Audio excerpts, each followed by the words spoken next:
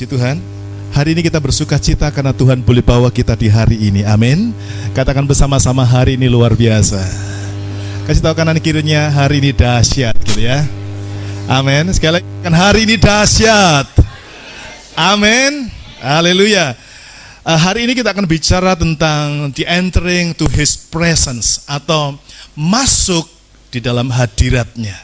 Saya sangat bersuka cita pagi ini ketika Tuhan siapkan firman Tuhan ini.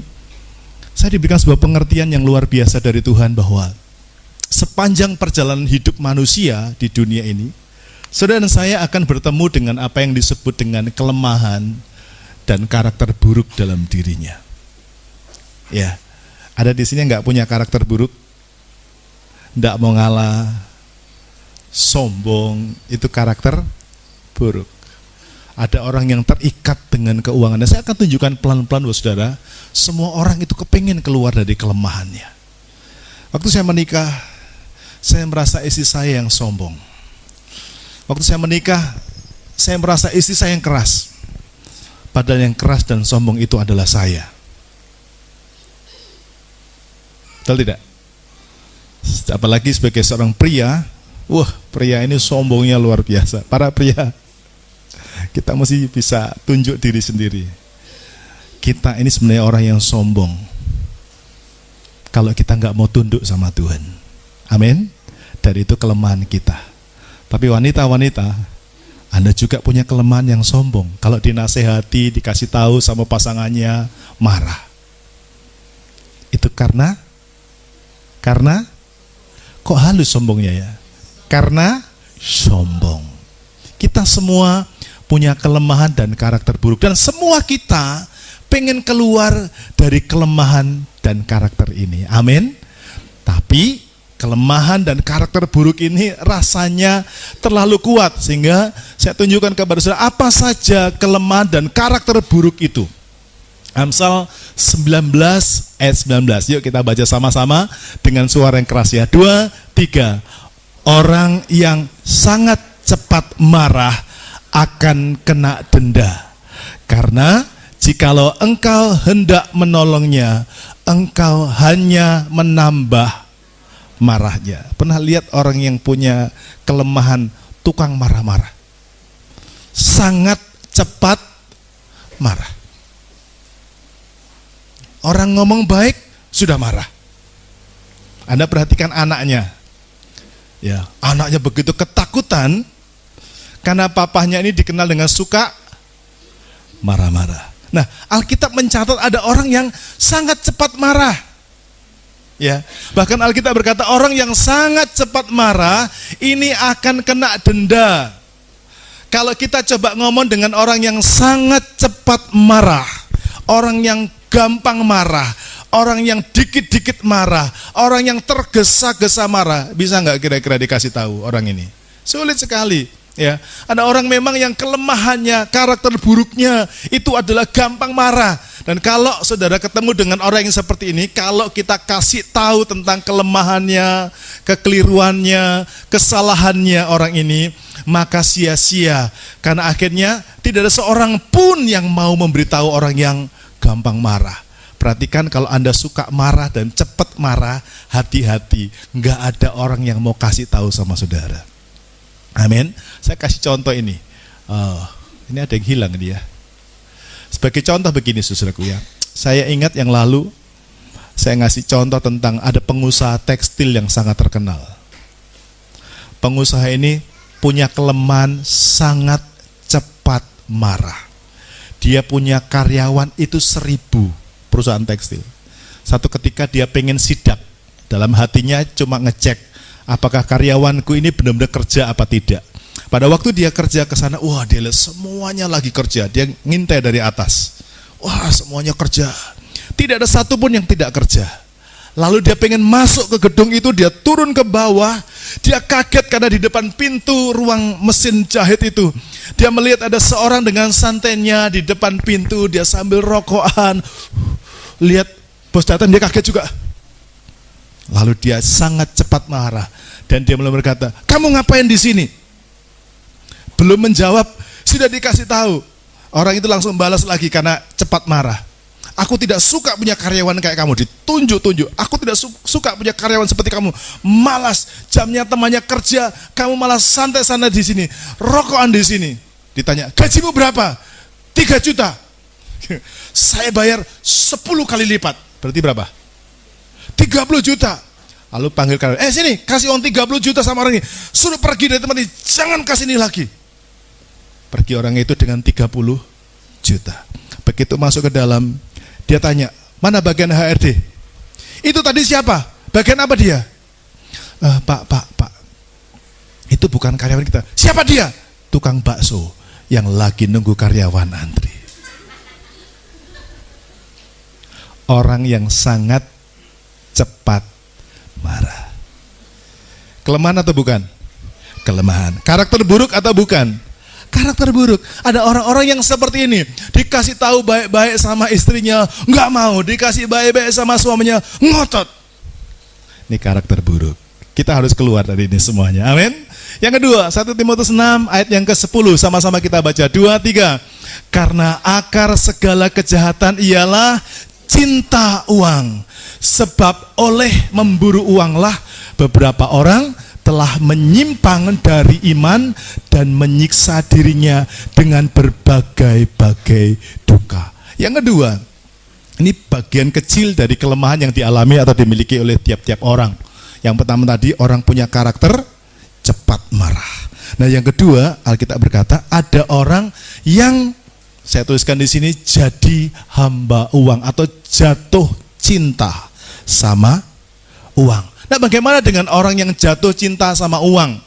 Ciri orang yang jatuh cinta sama uang itu adalah orang yang memburu uang. Tahu memburu ya?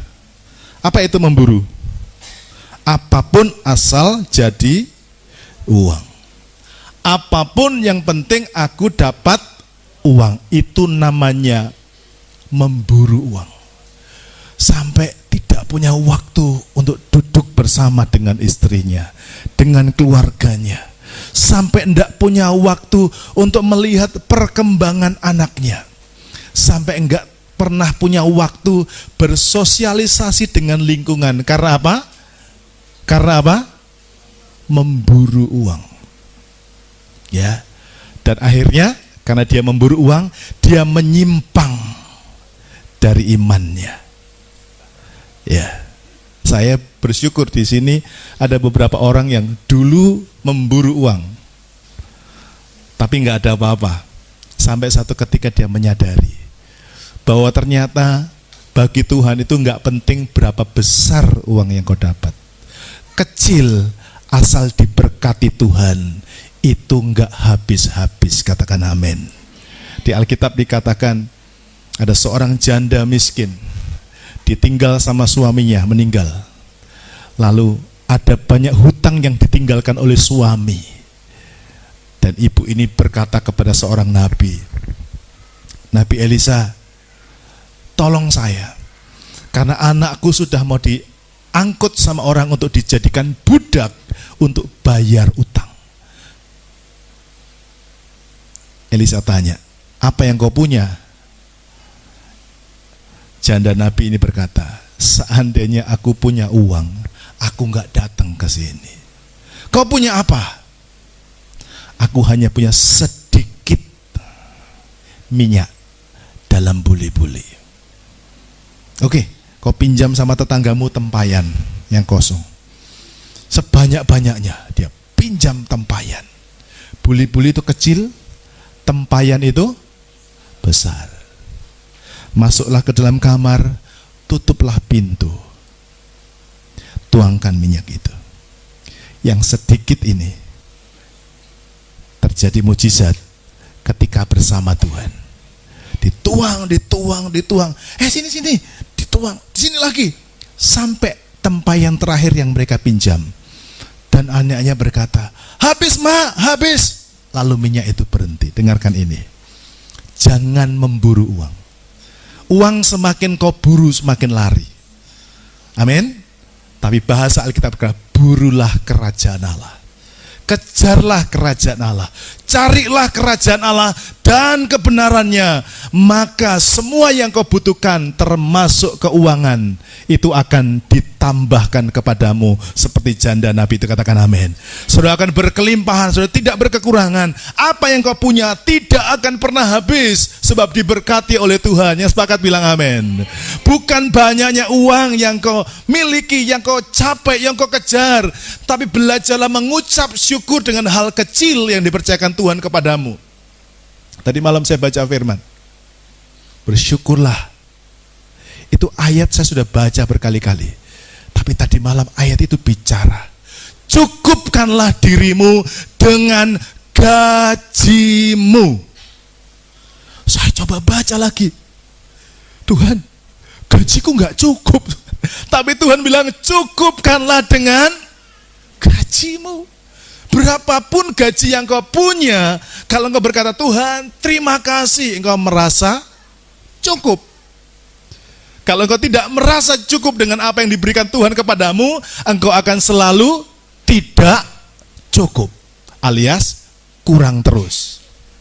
Nah, ini sebabnya ada orang yang kelemahannya adalah jatuh cinta sama uang dan bukan jatuh cinta sama Tuhan. Akibatnya dia buru uang, menyimpang daripada iman, akhirnya menyiksa diri dalam berbagai-bagai duka. Aduh, kepengen ini, kredit sana, kredit sini, utang sana, utang sini. Akhirnya menyiksa diri. Karena menyiksa diri, telepon sama tetangganya, tolong saya dikejar-kejar sama penagih utang, harus bayar besok. Tetangganya bilang, kau yang senang, kami yang susah. Sudah mentok sana, mentok sini, maaf ya, Pak Pendeta, tolong saya, Pak Pendeta, doakan saya. Ya doakan, tapi Pak Pendeta nggak bantu uang. Pulang dia marah-marah. Aku pikir Pak Pendeta mau kasih saya uang, rupanya sama saja. Lalu marah sama, kalau pendeta nggak apa-apa, marah sama Tuhan. Nggak ke gereja aku. Itu menyiksa diri. Akhirnya jatuh dalam duka. Nah sekarang mari kita lihat bersama-sama bagaimana caranya supaya kita bisa menang atas kelemahan. Nah kita akan belajar dari satu tokoh di Alkitab, namanya adalah Musa. Siapa Musa?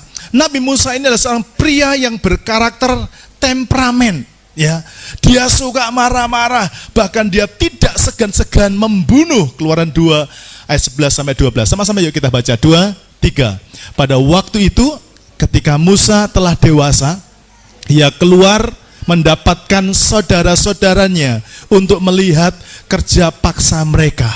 Lalu dilihatnyalah seorang Mesir memukul seorang Ibrani, seorang dari saudara-saudaranya itu. 12. Ia menoleh ke sana dan ke sini, dan ketika dilihatnya tidak ada orang, dibunuhnya orang Mesir itu dan disembunyikannya mayatnya dalam pasir. Saudara ini kasih Tuhan, kalau Anda baca ini, Anda akan tentu tahu karakternya Musa kayak apa. Orang kalau tidak punya karakter keras, orang yang tidak punya karakter kejam, tidak mungkin bisa bunuh orang, betul tidak? Bunuh ayam setengah mati. Ya, betul tidak? Apalagi ini bunuh orang. Ada dengan gampang kita bunuh orang? Nggak mudah. Nah, tetapi ternyata Musa ini punya karakter bukan cuma marah, sadis ini saudara. Ya, dia bunuh orang yang pukul temannya. Nggak ada hubungannya sebenarnya. Hanya hubungannya sama-sama satu bangsa. Sama-sama orang Israel. Mereka jadi budak di Mesir. Dan yang memukul ini adalah orang Mesir. Tapi Musa punya temperamen yang seperti ini. Tapi akhirnya kita bisa lihat, Musa itu menjadi seorang pria yang diubahkan oleh Tuhan.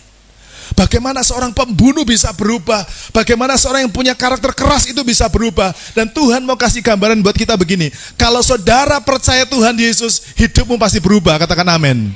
Kalau hidupmu di dalam Tuhan Yesus, ekonomimu bisa berubah, katakan amin. Amin. Kalau saudara ikut Tuhan sungguh-sungguh, rumah tanggamu pasti berubah. Yang sepakat bilang amin. Kasih tepuk tangan yang dahsyat bagi nama Tuhan. Kasih tahu kanan kirinya, kamu bisa berubah. Amin. Amin. Yes, kita bisa berubah. Bilang sama-sama, kita bisa berubah. Amin. Bilang sama-sama, rumahku bisa berubah. Keluargaku bisa berubah. Masa depanku bisa berubah. Ekonomiku bisa berubah. Katakan amin. Berikan tepuk tangan sekali lagi yang dahsyat bagi Tuhan. Musa bisa diubah oleh Tuhan. Ya. Dan lihat sama-sama Keluaran 33 ayat yang kelima. 2, 3. Berfirmanlah Tuhan kepada Musa, katakanlah kepada orang Israel, kamu ini bangsa yang tegar tengkuk. Jika aku berjalan di tengah-tengahmu, sesaat pun tentulah aku akan membinasakan kamu. Oleh sebab itu, tanggalkanlah perhiasanmu, maka aku akan melihat apa yang akan kulakukan kepadamu. Anda perhatikan baik-baik. Musa ini dipercaya oleh Tuhan memimpin satu bangsa yang besar, namanya bangsa Israel. Dan Anda lihat bangsa Israel, bagaimana karakternya bangsa Israel. Bangsa Israel ini adalah bangsa yang tegar tengkuk. Bilang sama-sama, bangsa yang tegar tengkuk. Apa itu tegar tengkuk? Payah dikasih tahu. Ya. Susah dikasih tahu. Dikasih tahu, iya, tapi besoknya diulangi lagi. Bebal, keras kepala, ya, sampai dikatakan tegar tengkuk ini, tegar tengkuk, kaku, ya. Sudah sepanjang hidup ini pasti pernah ketemu dengan orang-orang yang kaku, susah diatur. Tapi hal menariknya adalah Musa boleh dipercaya oleh Tuhan dan akhirnya Musa itu bisa menjadi seorang pria yang diubahkan. Musa yang temperamen itu bisa berubah dan bisa menghadapi bangsa yang tegar tengkuk. Lihat sebelumnya, Musa kalau ketemu dengan orang yang susah dikasih tahu diapakan? Dibunuh. Bisa dibunuh sama Musa. Tapi kenapa Musa ini bisa memimpin sebuah bangsa yang besar? Bahkan Alkitab berkata, coba lihat sama-sama.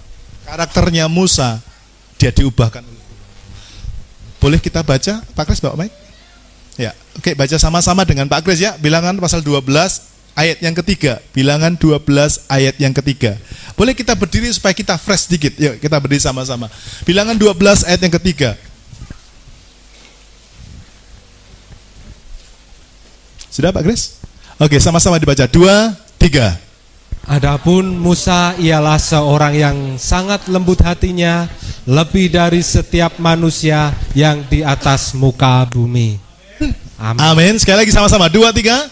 Adapun Musa ialah seorang yang sangat lembut hatinya, lebih dari setiap manusia yang di atas muka bumi. Amin. Silakan duduk kembali, Tuhan berkati kita.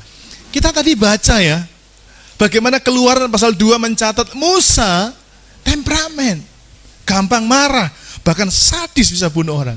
Tapi di dalam Bilangan 12 ayat yang ketiga, ini yang ngomong Tuhan. Dikatakan, adapun Musa ialah seorang yang sangat lembut hatinya. Kok bisa? Tadi keras, pembunuh, bisa jadi lembut hatinya. Bukan cuma lembut, Alkitab berkata gini, sangat lembut hatinya, apa? Lebih dari setiap manusia yang di atas muka bumi. Jadi artinya begini, kalau saudara punya kelemahan apapun, engkau punya karakter buruk apapun, kalau saudara diubah oleh Tuhan, Anda pasti bisa berubah. Katakan amin. Sampai di sini Anda bisa nangkap. Artinya gini, Tuhan bisa mengubah hidup orang. Amin. Tuhan bisa mengubah hidup kita. Tuhan bisa mengubah masa depan kita. Tuhan bisa mengubah keuangan kita. Tuhan bisa mengubah apapun yang kamu punya hari ini. Katakan amin. Asal begini, berikan hidupmu kepada Tuhan. Nah, saya akan bawa saudara untuk lihat, ya, mengapa Musa bisa berubah sedemikian rupa. Dari keras, dari pembunuh, sampai jadi orang yang paling lembut di atas muka bumi. Mungkin saudara tidak punya kelemahan seperti itu, Tapi kelemahanku satu, Pak, tak punya duit. Ya, kelemahanku apa? Miskin, susah, Pak. Nak beli Indomie jak payah-payah nabung sebulan. Itu saking susahnya. Saya nggak mau miskin lagi lah. Amin. Artinya kalau keadaanmu sulit memang, Tuhan bisa mengubah hidup saudara. Nah, sekarang kita lihat bagaimana cara Musa bisa menang atas kelemahan. Kita mulai dari Bilangan 12 ayat 7. Sama-sama kita baca. 2, 3. Bukan demikian hambaku Musa, seorang yang setia dalam segenap rumahku. Ulangi lagi, 2, 3. Bukan demikian hambaku Musa, seorang yang setia dalam segenap rumahku. Ada satu kata kunci yang menarik yang dituliskan oleh Alkitab, bagaimana alasannya Musa bisa berubah hidupnya. Musa dikatakan adalah seorang hamba yang setia dalam segenap rumahku. Ini ada kata sebabnya. Dia menjadi setia. Setia terhadap apa? Setia terhadap rumahku, rumah Tuhan. Nah, kunci perubahan hidup Musa adalah dia setia dalam segenap rumah Tuhan. Nah, apa artinya setia kepada rumah Tuhan? Setia itu dipakai dari bahasa Ibrani-nya gampang saja. Sebenarnya dari kata A ada W-nya. Tapi supaya gampang dimengerti dalam bahasa Ibrani, untuk penulisan kata setia di dalam Bilangan pasal 12 ayat yang ke-7 itu adalah aman. Bilang sama-sama aman. Jadi kata setia itu berasal dari kata aman, yang artinya yang pertama adalah ini, memperhatikan rumah Tuhan. Kata aman dalam bahasa Ibrani-nya itu Musa memperhatikan rumah Tuhan. Sepanjang di padang gurun, tiap pagi, tiap hari, tiap siang, tiap malam, Musa memperhatikan rumah Tuhan. Dia periksa para imam yang bekerja. Dia periksa apakah pelita itu sudah menyala. Dia periksa apakah para imam itu sudah cukup makanan. Dia periksa apakah imam-imam itu sudah melakukan firman. Dia periksa dan perhatikan. Mungkin ada di antara umat yang mungkin kekurangan. Dia perhatikan. Nah, kata setia yang pertama artinya memperhatikan. Bilang sama-sama, saya harus memperhatikan rumah Tuhan. 2, 3. Kok lemes? Sekali lagi bilang, saya harus memperhatikan rumah Tuhan. 2, 3. Saya harus memperhatikan. Iya, jadi sebagai bagian pengertian dari firman Tuhan ini, menurut Tuhan, ini menurut firman Tuhan, orang yang memperhatikan rumah Tuhan, hidupnya akan sesuai dengan karakter dan hatinya Tuhan. Katakan amin. Orang-orang yang ada di Alpha Center, saya berdoa, Anda punya karakter seperti hatinya Tuhan, seperti karakternya Tuhan. Katakan amin. Gimana caranya? Gimana caranya? Mulai perhatikan rumah Tuhan. Ambil bagian dalam pelayanan. Anda yang belum pernah ikut member class, ikutlah member class. Kenapa kita mesti ikut member class? Karena Anda di member class akan mengerti visi dan misi gereja ini mau dibawa kemana. Apa tujuan daripada gereja? Nah, setelah ikut member class, Anda beri dirimu untuk dituntun. Oh, masuk. Oh, saya mesti begini. Saya harus begini. Saya harus begini. Ikut arahan. Kalau Anda tidak ikut arahan, sudah nggak ngikut tuntunan, sudah nggak akan mengerti. Nah, Musa itu menjadi orang yang karakter hatinya sesuai dengan karakternya Tuhan. Nah, ketika kita melayani, dengarkan ini. Ketika saudara melayani, saudara juga akan berbenturan, bertabrakan, berselisih pendapat dengan orang-orang yang ada di dalam pelayanan. Amin. Tapi gesekan itu semakin baik kalau terjadi sama kita. Alkitab berkata, besi menajamkan besi. Ibu itu suruh kalau menyusui di belakang, jangan di luar. Enggak ya, oke, enggak apa-apa. Kalau menyusui di belakang, jangan di luar. Nanti tontonan umum. Ya. Jadi saudara yang dikasih Tuhan, kalau kita ini bergesekan dengan saudara seiman, Alkitab berkata besi menajamkan besi, manusia menajamkan sesamanya. Pelan-pelan kalau gesekan satu sama lain, jangan kabur. Kalau Anda kabur, Anda kalah. Kalau gesekan, belajar menerima. Jangan suruh dia berubah, suruh kita berubah. Katakan amin. Kadang-kadang kita gesekan dengan saudara kita lari. Kita nggak suka dengan gesekan, itu keliru. Gesekan itu baik. Katakan sama-sama, gesekan itu baik. Jangan melotot ya. Sekali lagi bilang, gesekan itu baik. Amin. Saya pernah lihat zaman dulu ada namanya batu ake. Ini bukan batu ake ini. Orang kalau cari, jadi kemana-mana waktu musim batu itu, saya lihat semua orang keliling cari batu. Lihat batu. Dulu batu itu diinjek-injek. Tapi karena lagi musim batu, demam batu, itu semua cari batu. Gitu.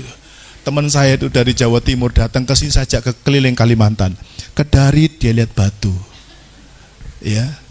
Ke Serimbu cari batu. Ke Ngabang lihatin, enggak pernah lihat orang lain, dia lihat batu semua gini. Nanti ketemu diambil batu, dia cari tukang asah. Kami sampai bayar orang di Darit itu entah berapa ratus ribu hanya untuk gosok. Berapa? 250. Alamak. Ini batu mahal. Sekarang batu yang kemarin digosok mahal-mahal itu enggak ada harganya lagi. Nah, artinya begini loh, digosok, digesek, itu membuat batu akik jadi mengkilat dan ada harganya. Tapi selama batu itu tidak ada yang gosok, tidak ada yang menggeseknya, batu itu tetap jadi bongkahan batu yang enggak ada harganya. Di lemari saya masih ada satu batu begini, saya dikasih sama omnya Bu Marli. Pak, saya lihat Bapak suka pakai cincin. Ini saya kasih batu dari kecubung. Batu kecubung dari Ketapang. Dia bilang selama dia belum kebentuk nggak ada harganya. Sampai hari ini di lemari saya belum jadi apa-apa. Karena nggak mau digosok tadi. Ya, halo? Anda dengar, kalau di gereja ini ada gesekan dengan orang lain, bilang sama-sama, itu mahal. Amin. Itu baik. Sekali lagi bilang, gesekan itu baik bagiku. Sekali lagi, colek sebelahnya, gesekan itu baik buat kamu. Ayo, baik buat kamu, katakan amin. Yes. Ada orang kok enggak mau ngalah. Sakit hatiku. Apalagi ketemu yang pendek tongkeng itu sudah. Aduh. Ya, itulah gesekan kita dengan orang-orang yang pendek tongkeng itu. Puji Tuhan. Ya, yang baru-baru nggak ngerti pendek tongkeng nanti penterjemahnya Asher ya. Ya, orang yang gampang merajuk, gampang sakit hati, dikasih tahu gini nyimpen di hati. Dengar khotbah saya pendek tongkeng, nah itu gesekan itu, ya. Dengarkan ini baik-baik. Gesekan itu baik, katakan amin. Sekali lagi katakan gesekan itu baik. Kurang kenceng, lebih semangat lagi. 2, 3. Gesekan itu baik, katakan amin. Beri tepuk tangan yang dahsyat buat Tuhan. Kenapa itu baik? Karaktermu itu terbentuk ketika engkau gesekan. Amin. Saya dengar istri saya bilang gini, kita sampai tua begini terus siapa ya? Saya lihat kita ketawa, kita bercanda di tangga, kita ketawa. Padahal dulu berantem terus. Pernah kami tidur pisah. Aku tidur di tangga, dia tidur di kasur. Jangan cerita ya. Itu dulu. Wah, kenapa? Pendek tongkeng. Ya, bayangin suami istri menikah. Kita janji ya, waktu belum menikah, sayang, cie gitu kan. Kalau aku mandi, nanti kamu yang siapin bajunya ya. Kayak begitu menikah nggak ada satupun yang disiapin. Masing-masing ambil handukmu di sana, celana dalam di sono katanya. Mana ada yang kayak itu tuh? Itu hanya terjadi dalam fantasi orang yang belum menikah. Kalau sudah menikah, alamak, boro-boro cari kaos dalam saudara. Amin. Lipat kaos dalam saja. Lipat masing-masing. Karena apa? Ya kita menikah beda dengan waktu pacaran. Tapi waktu menikah itu lebih keren karena kita bisa saling jatuh cinta. Katakan amin. Kapan waktu karakter kita itu dibentuk? Amin. Waktu pacaran liur itu disembunyikan. Apalagi ada pulau di sini. Nggak mau. Ngapa pula difoto? Ini loh ada pulaunya di sini. Takutnya saudaraku ya. Tapi waktu menikah, istri saya cerita gini, aku tadi terlelap di situ sampai liurku ke sini. Waktu kita sudah menikah itu hal yang biasa. Kenapa? Karakternya sudah kebentuk. Katakan amin. Nah saudara yang dikasih Tuhan, kalau saudara mau berubah, pertama perhatikan rumah Tuhan. Ini rumah Tuhan kita, belajar melayani. Kalau Anda tidak mau komit dengan pelayanan, Anda nggak mau komit dengan rumah Tuhan, Anda suka pindah-pindah gereja, maaf bagi yang kesini karena kunjungan tidak apa-apa. Tapi kalau Anda di kota ini nyesel kalau nggak tertanam di Alpha Center. Kalau Anda nggak mau tertanam di sini, nggak mau masuk di sini, nggak mau masuk mesbah doa, nggak ikut small group, Anda nyesel karena karaktermu nggak kebentuk. Amin. Wah, di sini kita harus digesek habis supaya mahal kita, katakan amin. Supaya kita jadi mahal, amin. Yang kedua, setia itu artinya, setia itu artinya adalah mendukung rumah Tuhan. Katakan sama-sama, setia artinya mendukung rumah Tuhan. 2, 3. Ini Musa, saya tidak buat-buat ini. Memang momentumnya sangat baik sekali Tuhan kasih buat kita. Momentumnya kita sedang mau bangun rumah Tuhan, katakan amin. Bulan Mei nanti kita akan take over gedung ini plus gedung sebelah, katakan amin. Kasih tepuk tangan yang dahsyat buat Tuhan Yesus. Amin. Dahsyat Tuhan kita. Tapi ingat, kalau saudara pengen punya karakter yang diubah, saudara mulai belajar mendukung rumah Tuhan. Amin. Dukung. Jadi Musa ini mendukung rumah Tuhan. Tuhan kasih tunjuk apa? Tuhan kasih lihat harus bikin rumah Tuhan di atas pasir, di padang gurun. Dia setia, dia dukung, dia support, dia bawa teman-teman, dia bawa jemaat, dia bawa orang-orang. Nah, saudara dan saya juga demikian, ya. Jadi menurut Tuhan, ya, setia orang yang mendukung rumah Tuhan. Perhatikan yang saya tulis dengan warna merah. Orang yang mendukung rumah Tuhan itu diberi kemampuan untuk mengubah karakter dan kelemahannya menjadi baik, katakan amin. Jadi orang yang mendukung rumah Tuhan itu menurut Tuhan adalah orang yang diberi kemampuan. Bilang sama-sama, diberi kemampuan untuk mengubah karakternya menjadi baik. Amin. Kok bisa? Kok bisa? Ketika Anda mendukung, Anda keluar tenaga. Ketika Anda mendukung, Anda membutuhkan, Anda keluar uang. Kok bisa? Karena ketika Anda mendukung, itu ada rasa yang kamu harus potong dari hidupmu. Contoh misalnya kita lagi bangun rumah Tuhan. Wah, kita mau dukung nih rumah Tuhan ini, Alpha Center mau bangun ini, mau beli gedung ini. Keluar, Anda harus mengeluarkan uang. Ketika Anda keluarkan uang, aduh, sebenarnya aku nih bulan ini mau beli HP, mau beli motor baru, mau beli rumah. Tapi rumah Tuhan itu lebih penting. Anda dukung, Anda kepotong. Amin. Dan saat itulah karaktermu, kelemahanmu diubah menjadi baik. Kok bisa?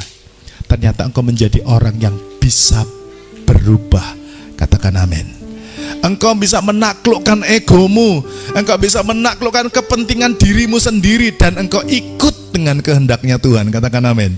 Musa demikian, ya. Satu ketika Musa dikunjungi sama mertuanya, dia lihat apa yang dilakukan oleh Musa. Musa tiap hari harus mendampingi, Musa harus menghakimi ribuan orang Israel.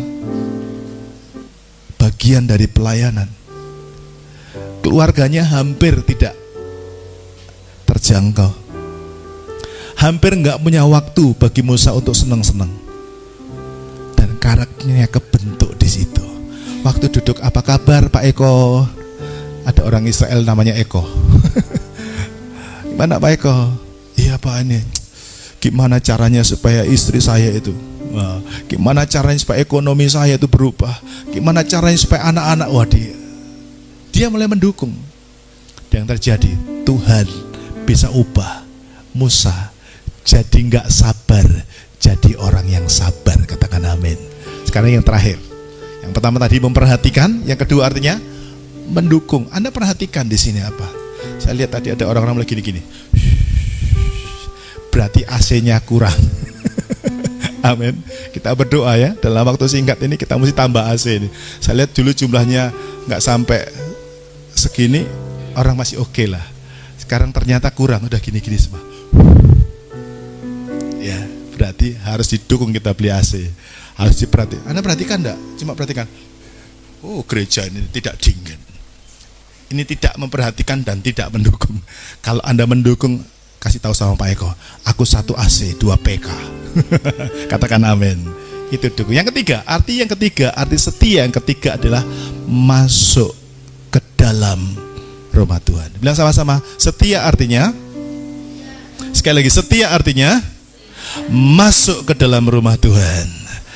Nah, ini yang sangat penting yang saya akan bagikan kepada saudara. Jadi gini, menurut Tuhan, orang yang masuk ke dalam rumah Tuhan, dengarkan ini, orang yang masuk ke dalam rumah Tuhan, ya, rumah Tuhan artinya dia sedang memasukkan dirinya ke dalam karakter Kristus. Tadi ada yang saya lupa, saya mau bawa contoh, cuman kelupaan. Itu gambaran kayak begini, tangan kita, jari kita, hidup kita, ya, ini kalau di biasa begini. Anda kepingin berubah tanganmu, paling enggak warnanya, celupkan tanganmu di kaleng cat. Lalu Anda tarik, berubah enggak? Berubah. Selain basah, warnanya jadi berubah. Orang yang masuk dalam rumah Tuhan, dia sedang memasukkan dirinya ke dalam karakter Kristus. Makanya ketika Anda di gereja ini, Anda datang menyembah Tuhan, Anda mulai beri hidup untuk mengalami Tuhan. Apa artinya masuk ke dalam rumah Tuhan? Artinya begini, masuk ke dalam rumah Tuhan itu artinya kita masuk ke dalam hadirat Tuhan. Bilang sama-sama, masuk ke dalam hadirat Tuhan untuk menyembah Dia. Kita masuk dalam hadirat Tuhan, kita mulai ikuti alunan musik, kita diajak nyanyi. Sudah tahu tim PW ini kalau mau tampil di hari Minggu itu, dia berdoa, dia persiapkan, dia latihan. Dia pengen supaya setiap kita ketika kita menyanyi, kita menyembah Tuhan, kita bisa menikmati akan hadirat Tuhan. Amin. Nah, waktu sudah masuk di tempat ini, ketika Anda benar-benar siap masuk di tempat ini, sudah tidak usah mikir-mikir yang lain. Pikirkan engkau bisa masuk dan nikmati hadirat Tuhan. Amin. Begitu masuk Anda nikmati dan engkau mulai rasakan, Tuhan, aku mau rasakan hadirat-Mu Tuhan yang luar biasa. Dan ketika engkau masuk, engkau mulai ikut menyembah Tuhan, maka aku yakin saudara akan bisa rasakan bahkan air matamu tanpa kau sadari itu bisa meleleh karena hadirat Tuhan. Amin. Nah, ketika kita masuk ke dalam hadirat Tuhan, ini yang terjadi, ya. Kita seperti orang yang mencelupkan jari kita ke dalam kaleng penuh cat. Nah, kayak tangan ini. Pasti warnanya berubah. Katakan amin. Tadi pagi saya jam 7 pagi, saya bilang, "Pi, ada bapak-bapak mau ke sini, mau ketemu saya." Wih, jam berapa ini? Jam 7 pagi. Oke, saya layani di belakang. Saya doakan dia. Saya doakan dia. Saya buru-buru ya, saya berdoanya buru-buru karena sudah mau persiapan. Buru-buru. Sementara saya buru-buru, Roh Kudus berkata begini, ajak dia untuk menerima Yesus sebagai Tuhan dan Juru Selamat. Saya pikir tahan, sempat gak ini waktunya? Saya mikir gitu, tapi Roh Kudus berkata, undang dia, ajak dia supaya mengundang Yesus masuk dalam hatinya. Maaf saya berkata, siapa tahu nanti pulang jalan kaki lalu mati, kan gitu kan? Ini kan logikanya, waktu ini kita kejar-kejar dengan waktu. Akhirnya, ya Tuhan, amin. Dia sangat menikmati doa. Padahal saya sebentar sekali berdoa. Lalu saya, Pak, sudah Pak. Dia buka mata dan air mata mulai meleleh. Dan saya berkata, Pak, bagi Tuhan untuk mengubah hidupmu gampang, kayak balai tangan. Mau gak Tuhan Yesus masuk dalam hatimu? Mau Pak. Mau enggak percaya Tuhan Yesus sebagai Tuhan dan Juru? Mau Pak. Aku mau berdoa ya buat kamu. Ikuti doa saya. Hati saya ini sebelum kebaktian tadi sukacita besar karena 1 jiwa diselamatkan. Katakan amin. Seolah orang itu belum datang ke gereja, bagi saya yang penting Yesus sudah masuk dalam hatinya. Waktu Bapak itu saya ajak berdoa, saya ajak masuk ke dalam hadirat Tuhan. Ada warna yang berbeda. Air mata. Hari ini pengen berubah, jadi pria yang berubah, pria yang tidak egois, jadi wanita yang tidak sombong, wanita yang rendah hati, wanita yang bisa merasakan akan kasih Tuhan. Mari mulai perhatikan rumah Tuhan, beri hidup untuk melayani, dukung rumah Tuhan. Lihat gereja bukan hanya sekedar sebagai gedung, oh miliknya pendeta. Saya tidak pernah merasa memiliki tempat ini, tapi saya harus punya sense of belonging. Aku punya rasa bahwa ini juga punyaku, tapi bukan punyaku pribadi, punya Bapakku yang mengutus aku di sini. Amin, amin. Saya diberkati tanah 5 kapling, tapi saya tidak merasa itu milik saya. Saya pindahin atas namanya, bukan milik saya. Saya bilang sama istri dan anak-anak saya, ini bukan berkat kita.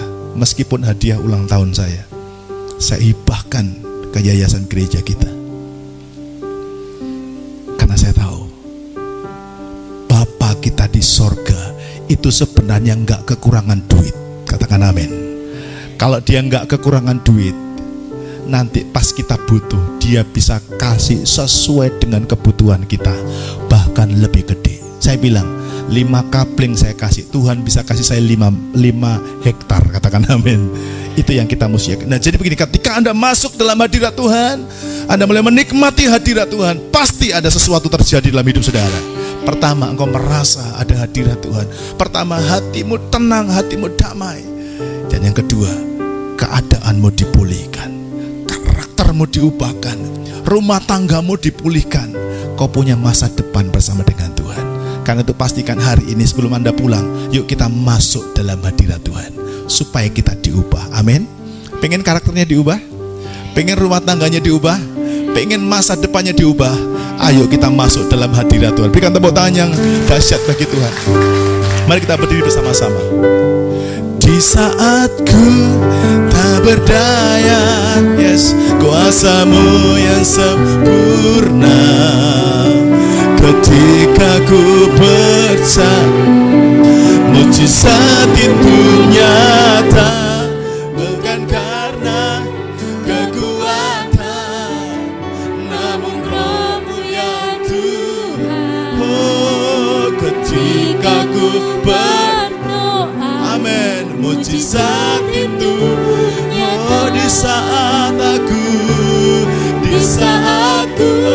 tak berdaya, kuasamu yang sempurna. Ketika ku percaya,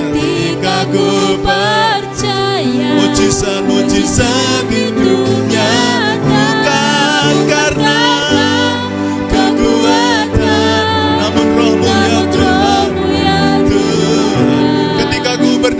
Ketika ku berdoa, mujizat itu. Sekali lagi katakan, di saat ku tak berdaya, kuasamu yang sempurna. Oh Jesus, you are great, God. Mujizat itu bukan karena kekuatan, namun Roh-Mu ya Tuhan. Ketika ku berdoa, mujizat itu nyata. Berikan tepuk tangan bagi Tuhan yang luar biasa. Dengarkan ini saudara, saat kita tidak berdaya, itu adalah momen yang terbaik buat kita menyadari ada Tuhan. Kita butuh Tuhan yang mampu untuk menolong kita. Kadang Tuhan izinkan kita harus tidak berdaya, supaya kita ingat akan Tuhan yang sanggup menjadikan apapun. Beberapa di antara kita mungkin selama ini kau merasa dirimu mampu, dirimu kuat. Tapi hari ini dengar, kenapa engkau gagal? Kenapa engkau tertutup jalanmu? Tuhan mau buat engkau sadar, engkau tidak bisa hidup tanpa Tuhan. Datanglah kepada Tuhan. Dia sanggup untuk menolong saudara. Tidak peduli seperti apa keadaanmu, tidak peduli sesulit apa situasi yang terjadi dalam hidupmu. Dengarkan, Tuhan itu adalah Tuhan yang tidak terbatas. Dia sanggup untuk menolong. Bahkan pagi ini Dia akan buat mujizat dalam hidupmu. Sama-sama katakan amin. Berikan tepuk tangan yang dahsyat. Oh, di saat ku tak berdaya, kuasa-Mu yang sempurna. Ketika ku percaya, ketika ku percaya, mujizat itu nyata. Bukan karena kekuatan, namun Roh-Mu ya Tuhan. Ketika ku berdoa, amin, mujizat itu di saat aku, di saat ku tak berdaya, kuasa-Mu yang sempurna. Ketika ku percaya, mujizat itu nyata. Haleluya. Oh, ada mujizat kesembuhan, ada mujizat yang kreatif. Ketika ku berdoa, mujizat itu. Come on, one more time, Lord. Di saat ku tak berdaya, kuasa-Mu tak terbatas. Percaya, mujizat itu nyata. Bukan karena kekuatan. Oh, ketika ku berdoa, mujizat itu.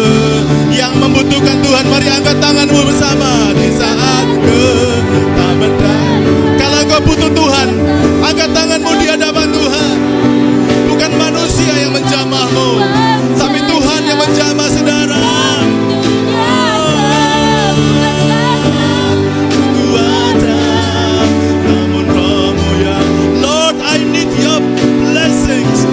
Lord, I need your miracle. Lord, I need your power. Come on, haleluya. Di saat ku, yes, rasakan mujizat menjamah.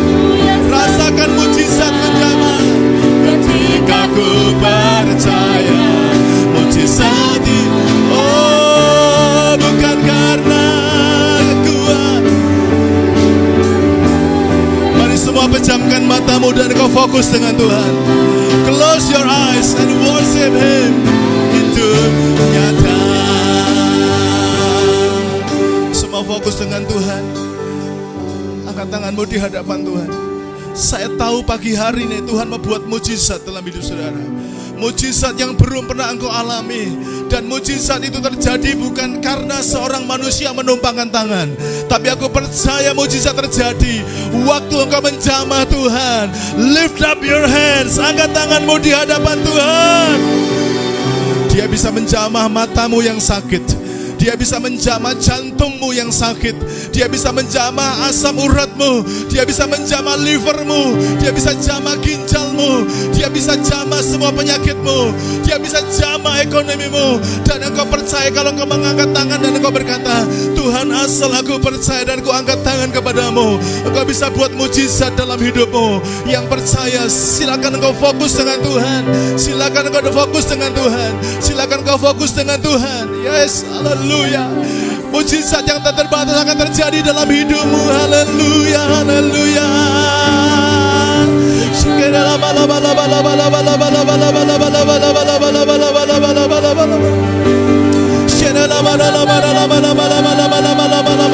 Jangan batasi Tuhan, jangan batasi Tuhan. Terima dengan percaya, terima dengan percaya, terima dengan percaya. Ada mujizat yang menjamah.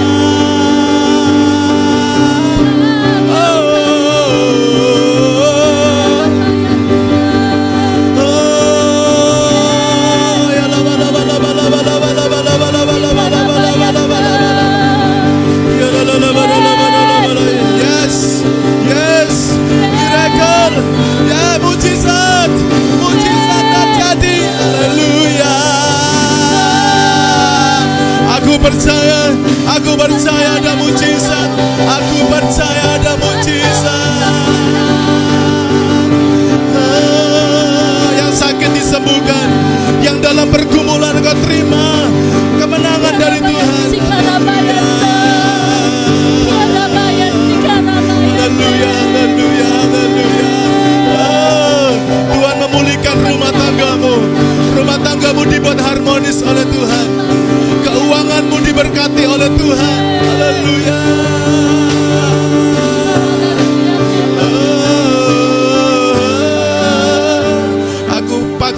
berdoa bagi mereka yang sakit.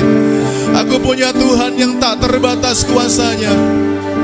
Aku punya Tuhan yang kuasanya tidak terbatas. Dulu, sekarang, bahkan sampai selama-lamanya. Engkau tetap Tuhan yang sama. Engkau tetap Tuhan yang sama yang bisa menjamah dan menyembuhkan setiap kami. Saudara yang sakit, taruh tangan kananmu di tempat di mana kau rasa sakit. Hari ini biar Tuhan menjamahmu. Ini bukan tentang seorang manusia, tetapi tentang Tuhan yang sangat berkuasa, namanya adalah Yesus. Dimanapun engkau sakit, kau pegang tanganmu sendiri. Kalau bagian matamu yang sakit, fokuskan kepada Tuhan. Kalau pinggangmu yang sakit, jantungmu yang sakit, engkau pegang bagian di mana kau rasa sakit. Dan engkau percaya Tuhan bisa menyembuhkan saudara. Tuhan bisa menjamah saudara. Dia tak terbatas. Haleluya, haleluya. Tuhan, aku berkata kepadamu, engkau melihat tangan-tangan yang saat ini sedang diarahkan kepada Tuhan dan kepada penyakitnya. Mereka tidak berkata penyakit itu mustahil untuk disembuhkan, tetapi hari ini kami berkata penyakit itu dapat disembuhkan oleh Tuhan secara ajaib. Biarlah kemuliaan-Mu dinyatakan di tempat ini Tuhan. Aku berkata demi nama Yesus yang berkuasa, Yesus yang sudah mati di kayu salib, dibangkitkan pada yang ketiga, dan saat ini Kau dimuliakan di sorga. Aku berkata bahwa setiap penyakit dari semua yang sakit, apapun penyakit itu, penyakit jantung, paru-paru, gondok, sakit mata, gangguan di bagian syaraf, di otak, dimanapun sakit itu, apapun nama penyakit yang ada, aku berkata di dalam nama Yesus, terimalah mujizat dengan percaya. Sembuh, sembuh di dalam nama Yesus, sembuh di dalam nama Yesus. Touch Lord, haleluya.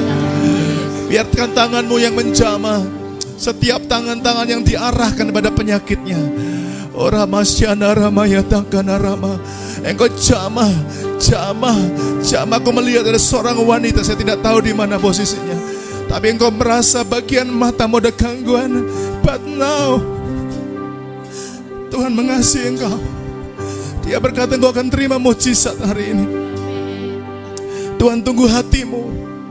Tuhan tunggu hatimu untuk percaya.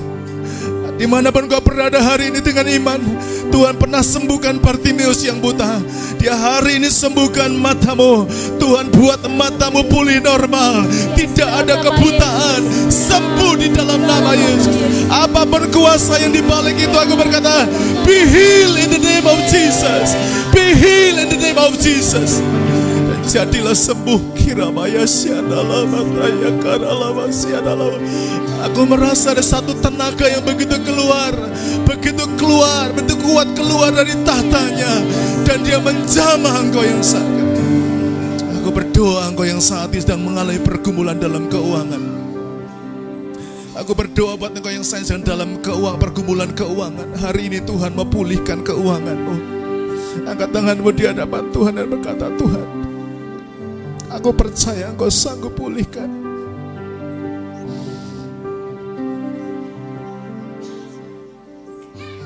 Pagi ini biar engkau nyatakan kemuliaan besar. Seringkali keuangan ini mengganggu di banyak hal, tapi hari ini aku berkata di dalam nama Yesus, di dalam nama Tuhan Yesus, sedang bergumul dalam keuangan, dipulihkan oleh Tuhan. Tuhan memberkati dengan limpah keuangan mereka. Tuhan memberkati pekerjaan mereka. Tuhan berkati usahanya dan rumah tangganya. Ada yang membutuhkan pergumulan, yang sedang bergumul dengan keluarga. Hari ini terjadi mujizat dalam keluargamu. Suami istri dipulihkan oleh Tuhan. Suami istri diberkati oleh Tuhan. Bahkan engkau yang sedang bergumul dengan anak-anakmu, hari ini engkau bersama dengan anak-anakmu akan mengalami mujizat yang dahsyat. Kita punya Tuhan yang dahsyat, yang berkuasa, sekarang bahkan sampai selama-lamanya. Yang sedang bergumul dengan usahanya, dengarkan ini, andalkan Tuhan dalam hidupmu. Kau akan lihat dia mengubah yang kecil menjadi besar, yang hancur menjadi pulih dan normal, bahkan dahsyat akan terjadi. Sekarang kembali kepada Tuhan. Tuhan sanggup memberkati dan memulihkan saudara. Mari yang sudah diberkati, berikan tepuk tangan yang paling meriah dan katakan terima kasih Tuhan, terima kasih.